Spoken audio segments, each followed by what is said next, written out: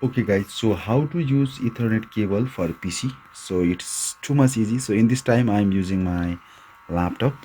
So in this time I'm going to use Ethernet cable. Okay, so now you can see here in this side.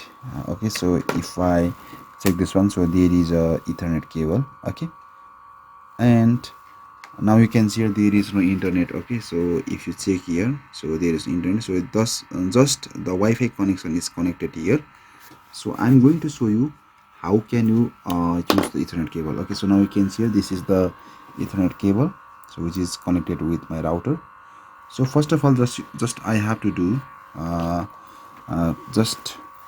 so now you can see there is a clips available. Okay, so if you see carefully in this side there is a clips like this, and you have to press in this side. Okay, and so there is a Ethernet port inside my laptop. Okay, so just you have to pull down. Okay, and you have to insert your Ethernet cable inside your laptop. Okay, so now you can see my Ethernet is connected with my laptop. Then after a few seconds your computer will connect it with your Ethernet connection. So now I'm going to show you how to connect your Ethernet cable in router. Okay guys, so now we can see this is my router, and so the Ethernet cable is connected with my router here.